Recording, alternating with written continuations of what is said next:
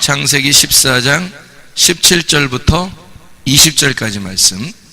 아브라함이 그돌라오멜과 그와 함께한 왕들을 쳐부수고 돌아올 때에 소돔 왕이 사회 골짜기 곧 왕의 골짜기로 나와 그를 영접하였고, 살렘 왕 멜기세덱이 떡과 포도주를 가지고 나왔으니 그는 지극히 높으신 하나님의 제사장이었더라. 그가 아브라함에게 축복하여 이르되, 천지의 주제이시오 지극히 높으신 하나님이시여 아브라함에게 복을 주옵소서. 너희 대적을 내 손에 붙이신 지극히 높으신 하나님을 찬송할지로다 하매, 아브라함이 그 얻은 것에서 10분의 1을 멜기세덱에게 주었더라. 이게 다 이제 무슨 사인인지 여러분 아시죠? 멜기세덱이 아브라함에게, 승리한 아브라함에게, 그러니까 이긴 자 아브라함이에요. 이긴 자 아브라함에게 준 것이 바로 떡과 포도주. 그리고 아브라함은 멜기세덱에게, 멜기세덱은 샬렘 왕이에요. 그러니까 샬롬 왕, 평화의 왕, 부활하신 주님을 의미하는 거예요. 그분에게 아브라함이 이제 떡과 포도주를 받고서 10분의 1을 드렸다, 이런 얘기예요. 그러니까 10분의 1은 여러분이 알죠. 10분의 1은 예수님을 설명하려고 쓴 말씀이라는 걸 여러분이 아시고, 떡과 포도주, 왜 이렇게 떡과 포도주라는 말이 나올 때 여러분 성경에서 보면 떡과 포도주가 어디서 나와요? 네, 떡과 포도주 어디서 나온다고? 잔치에서? 떡과 포도주가 어디서 나와요? 주의 만찬에서 나오지. 주의 만찬에서 나오고, 물론 떡과 포도주가 잔치에도 쓰여요. 그러니까 주의 만찬은 뭐 때문에 있는 거예요? 주의 만찬은 어디에 나오나 볼까? 마태복음 26장 나오는데, 마태복음 26장 26절부터 29절까지 말씀. 마태복음 26장 26절부터 29절까지 말씀. 그들이 먹을 때에 예수께서 떡을 가지사 축복하시고 떼어 제자들에게 주시며 이르시되, 받아서 먹으라, 이것은 내 몸이니라 하시고, 또 잔을 가지사 감사 기도하시고 그들에게 주시며 이르시되, 너희가 다 이것을 마시라, 이것은 죄사함을 얻게 하려고 많은 사람을 위하여 흘리는 바 나의 피 곧 언약의 피니라. 그러나 너희에게 이르노니 내가 포도나무에서 난 것을 이제부터 내 아버지의 나라에서 새 것으로 너희와 함께 마시는 날까지 마시지 아니하리라 하시니라. 이랬습니다. 새 포도주를 마신다는 얘기는 하늘나라 음식을 얘기하는 거예요. 그러니까 혼인잔치를 얘기하는 거지. 그렇죠? 그러면은 예수님이 포도주가 되시고 그리고 떡이 되셔서 죽으신다. 그걸 이제 죄사함을 얻게 하려고 우리에게 주시는 언약의 피다, 이렇게 얘기할 때는 뭐를? 죽음을 얘기하는 거예요? 부활을 말하는 거예요? 죽음을 말하는 거지, 그죠? 죽음을 말하는 거지. 새 포도주를, 하늘나라에서 새 포도주를 마신다 할 때는 어딜? 부활을 말하는 거예요? 죽음을 말하는 거예요? 부활을 말하는 거지, 그렇지? 그래서 여기서 떡과 포도주를 가지고 너희들에게 나눠주면서 이것은 내가 흘리는 피다, 이렇게 말할 때는, 그럴 때는 죽음을 말하는 거고, 그죠? 그리고 새 포도나무에서 새 포도주를 마시게 될 거다 하는 얘기는 부활을 얘기하는 거고, 그렇죠? 그래서 죽음과 부활을 설명하는 거예요. 그럼 우리가 예수님의 부활이 우리의 속에서 일어나지 않으면, 그러면 예수님이 우리와 함께 더불어 먹고 마시지 않겠다는 얘기죠. 그러니까 우리와 함께 먹고 마시겠다는 얘기는 우리 안에서 부활이 일어났다, 예수님의 죽으심과 부활을 경험했다, 내가 그리스도를 진짜 믿었다, 그런 의미가 되겠죠, 그죠? 그래서 떡과 포도주를, 왜 하필이면 떡하고 포도주를 주겠어요? 떡하고 포도주를? 이상하잖아요. 왜 떡하고 포도주를 주겠나? 이상하죠, 그죠? 성경에 이것은 이제 하나의 그 언약이에요, 언약이라고 하는 건 하나님의 약속을 얘기하는 거고, 하나님의 경륜, 하나님의 약속, 하나님의 계획을 말하는 거예요. 그러니까 하나님의 계획이라는 건 창세기에서도, 창세기 14장에 지금 떡과 포도주를 일부러 멜기세덱이 아브라함한테 줬잖아요, 그죠? 그리고 예수님도 떡과 포도주를 이렇게 나눠주면서 이것은 내가 너희를 위해서 내가 죽는 것이다 라고 이야기한 것이고, 그죠? 그러니까 하나님의 그 언약의 피라고 얘기해요. 언약이라고, 그죠? 그러면 하나님의 약속이란 얘기고, 하나님의 약속은 하나님의 뜻이란 얘기고, 하나님의 계획을 말하는 거예요. 하나님의 경륜, 하나님의 행정, 통치, 하나님의 통치, 이런 걸 얘기하는 거예요. 이거는 이제 하나님의 통치가 있다, 하나님의 계획이 있다, 하나님의 뜻이 있다, 이런 걸 뭐라 그러면 복음이라 그렇게 말하는 거예요. 그러니까 복음이라고 하는 건, 복음은 다른 게 아니라, 복음이라고 하는 건 하나님의 통치를 말하는 거예요. 하나님의 통치. 이게 이제 어디서 나오는 얘기냐면 이사야 52장 7절의 말씀이에요. 그죠? 오늘 새벽 예배 말씀 이사야 52장 7절 맞죠? 이사야 52장 7절 말씀, 하나님의 통치가 있는 거, 이걸 복음, 기쁜 소식이라 그렇게 말하거든요. 기쁜 소식이라고 하는 이 복음이라고 하는 것은 토브 바사르라고 그래요. 토브 바사르. 이게 이제 복음이라는 단어인데, 토브라는 말은 여러분이 아시죠? 좋다라는 말이고요, 좋은이라는 말이고, 이게 바사르라고 하는 것은 육체 혹은 복음, 이렇게 말하는 거예요.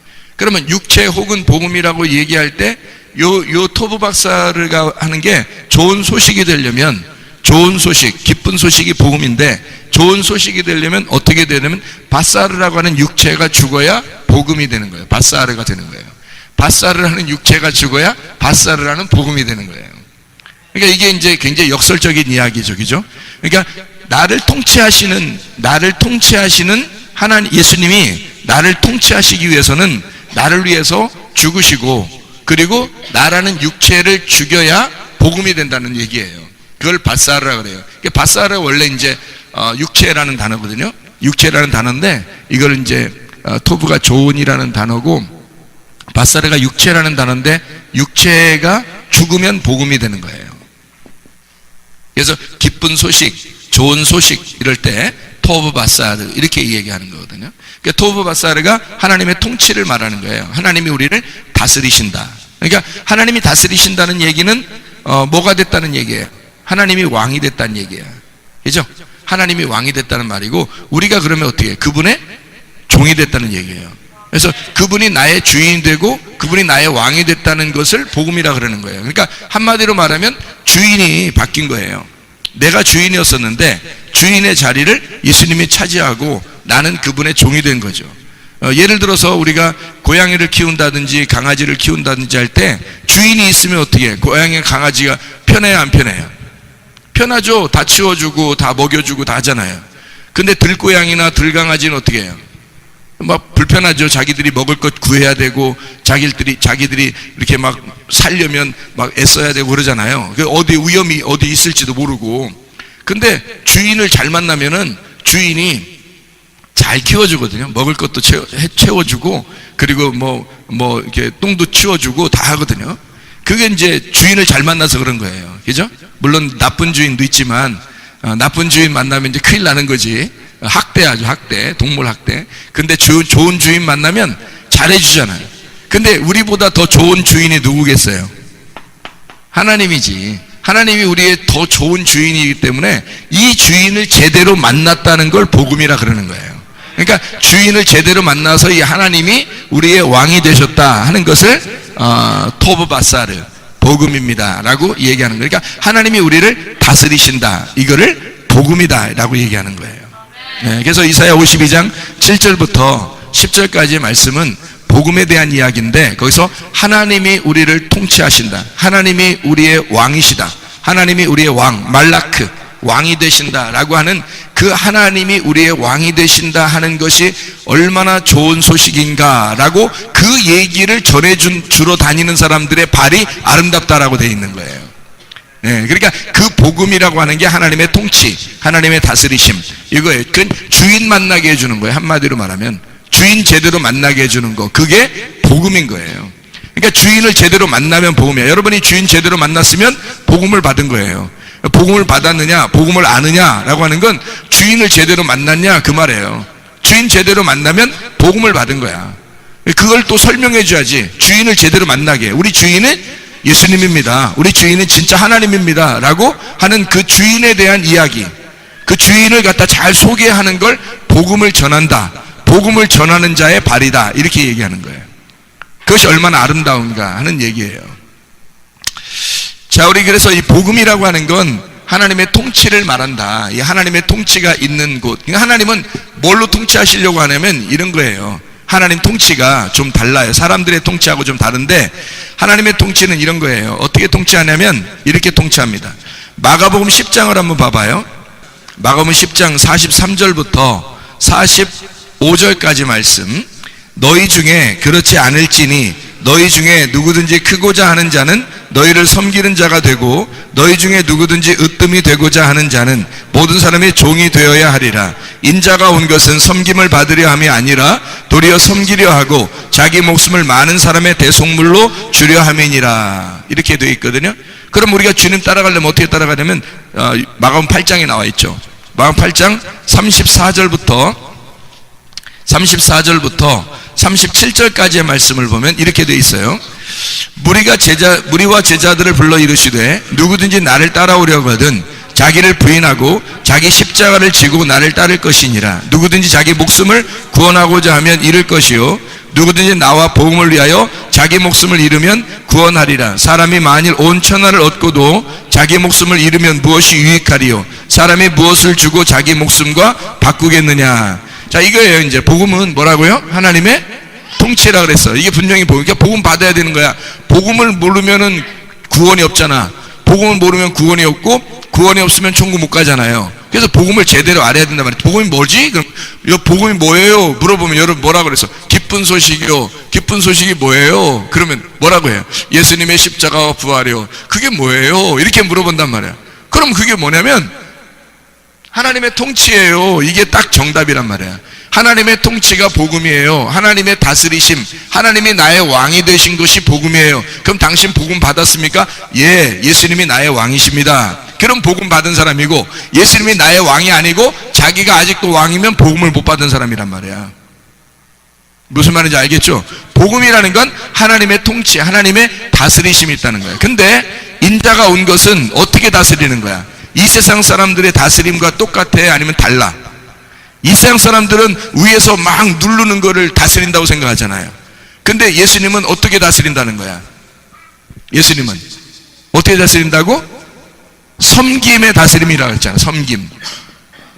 섬김의 종이란 말이에요. 그러니까 다스리는 게 그냥 다스리는 게 아니라 예수님은 막 위에서 이렇게 내리는 그런 다스림이 아니라 예수님은 어떤 다스림이냐면 섬김의 종.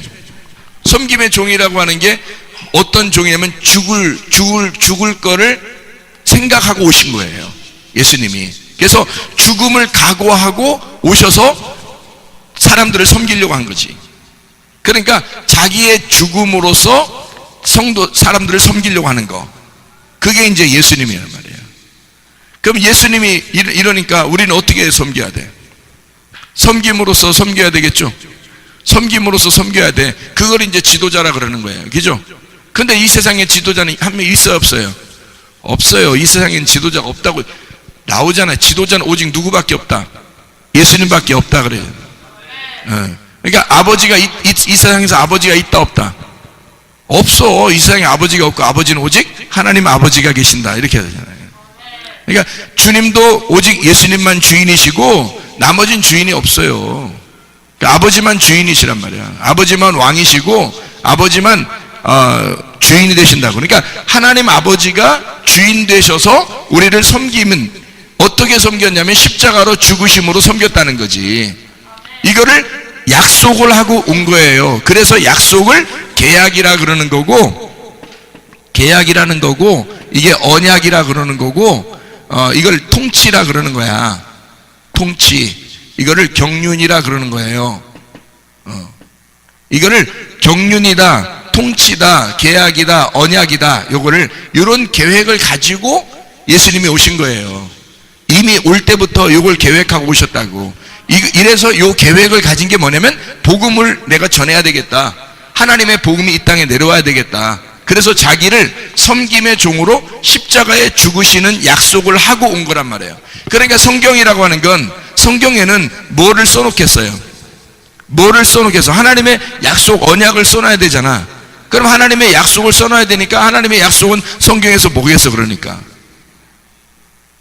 예수님이 뭐하러 오셨다고? 죽으러 오셨다고. 그러니까 예수님의 죽으심을 설명하려고 쓴 책이란 말이에요. 예수님의 죽으심을 설명하려고 쓴 책이니까 이게 뭐를 설명하려고 하겠어? 십자가와 부활을 설명하려고 하겠죠. 그러니까 십자가와 부활은 여기서 지금 내가 십자가 이렇게 하고 십자가 하고 이렇게 부활 이렇게 썼지만 사실은 뭐예요? 십자가 부활이 같은 거죠. 그죠? 십자가와 부활, 십자가 없이는 부활이 없는 거잖아. 그러니까 부활을 전제로 하고 십자가를 지는 거잖아. 그러니까 십자가와 부활은 같은 거죠. 그래서 십자가와 부활이라고 하는 이 복음을 이걸 뭐라고 그러냐면 복음이라 그러는 거예요. 복음. 그래서 이 복음을 가지고 이 복음을 전하기 위해서 복음이 오신 거야. 그러니까 이걸 설명해야 되겠지. 그래서 이걸 설명하려고 성경책이 있는 거예요.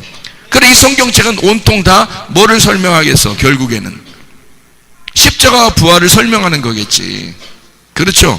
그러니까 여기서 뭐가 나오냐면 자기가 십자가를 지신다, 내가 죽는다, 그런 거를 설명하기 위해서 떡과 포도주가 있는 거야. 떡과 포도주가.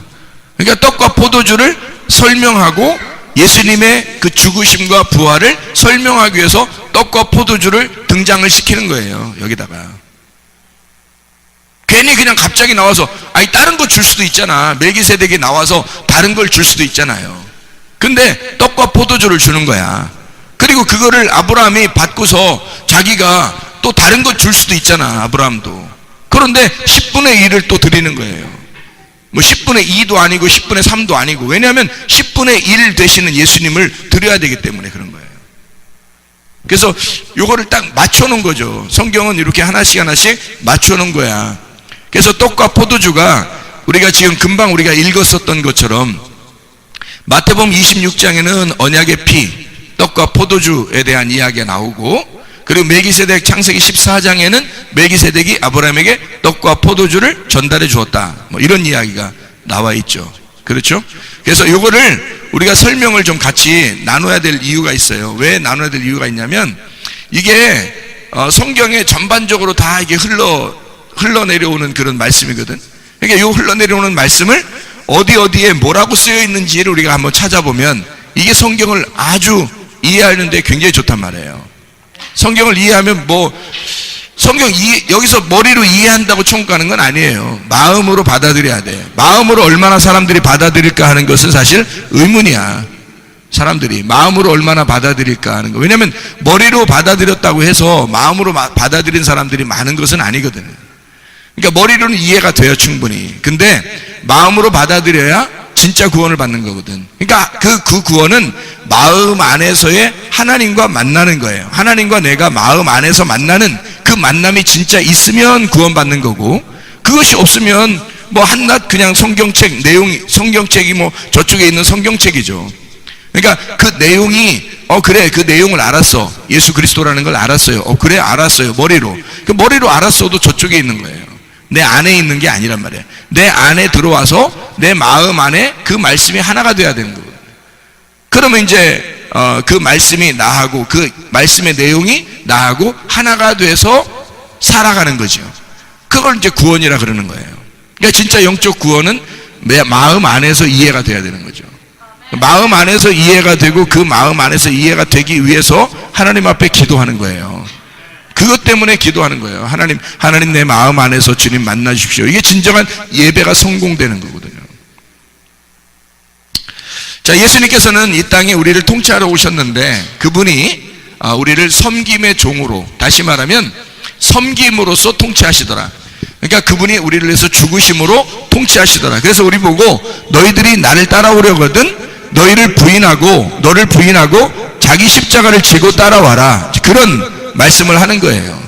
그러니까 우리 보고도 너도 섬김의 종이 되어라, 그런 얘기하는 거죠. 여러분은 뭘로 섬길 거예요?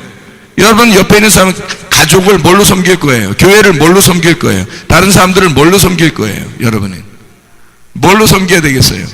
예수님은 이 땅에 와서 다른 거로 뭐 크게 섬긴 게 많지 않아요. 보니까 뭐 병을 고쳐주고 어떤 사람에게는 보리떡 5개와 물고기 2마리를 이렇게 나눠주시고, 그리고 어떤 사람에게는 영혼의 구원을 주시고, 그렇게 이제 섬기셨거든. 그러니까 주님은 그렇게 섬기셨어요. 그거를 하늘나라의 섬김이라고 말하는 거예요. 땅에서 섬기는 거는 땅의 사람들도 다 섬길 수 있어요. 교회 안 다녀도 섬길 수 있거든요. 그렇다고 저 사람이 예수 믿는 사람이다 이렇게 말하기는 어렵잖아요. 예수님 안에서 한다는 것은 그런 섬김과 좀 다른 거거든요. 어떤 섬김이냐면 말씀에 대한 섬김이에요. 여러분 속에 말씀이 있어야 그 말씀을 가지고 섬기는 거예요. 그 말씀이 없으면 말씀을 섬길 수가 없죠. 다른 거로 섬길 수밖에 없죠.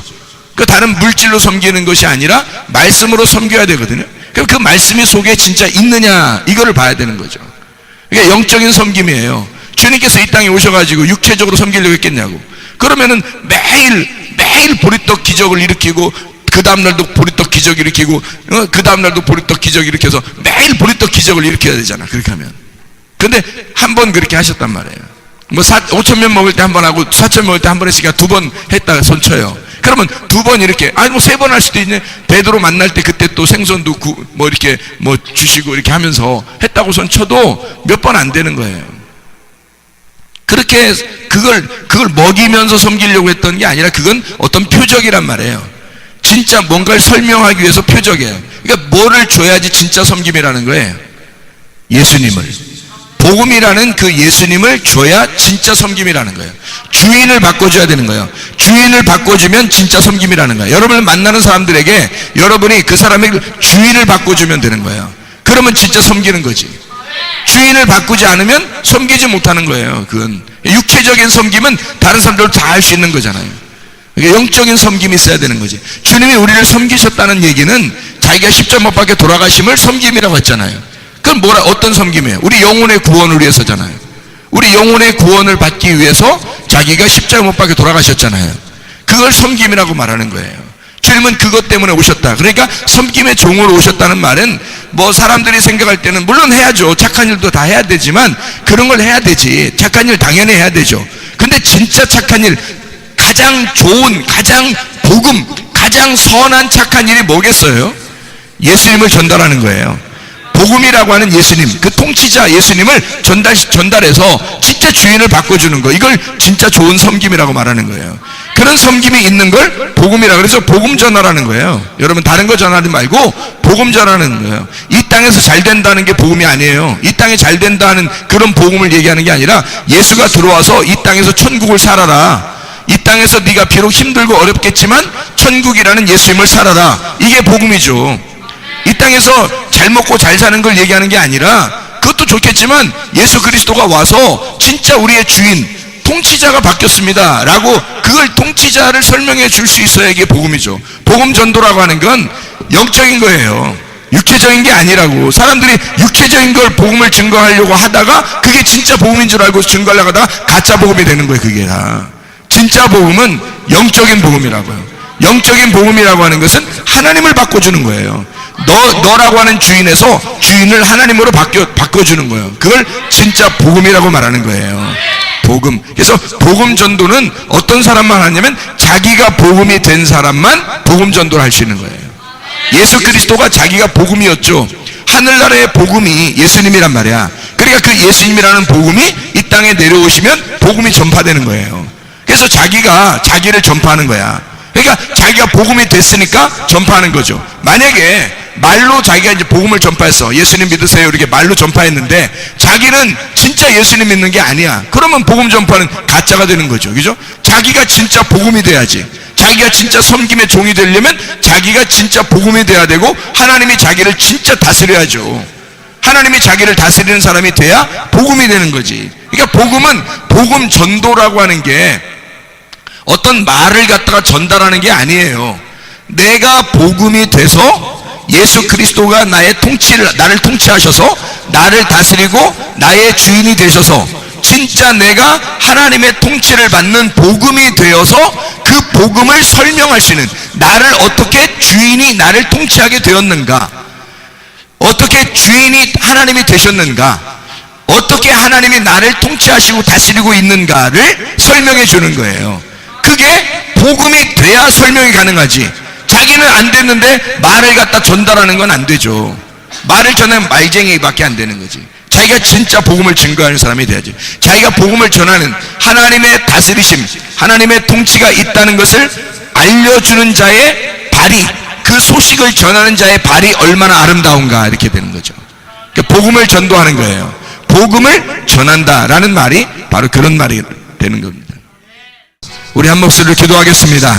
우리 하나님 아버지 사랑과 은혜를 감사드립니다. 아버지의 말씀으로 충만케 도와주시옵소서. 하나님의 말씀이 우리의 속에 충만하게 도와주시옵소서.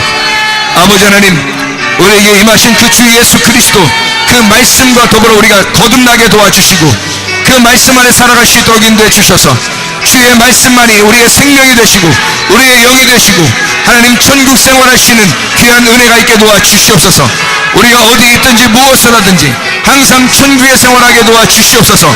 주의 말씀으로 인하여 살아가게 도와주시옵소서. 주님의 뜻대로 살다가 주님 만나게 하실 줄로 믿습니다. 감사드리고 예수 그리스도 존귀하신 이름 받들어 기도 올려옵나이다. 아멘.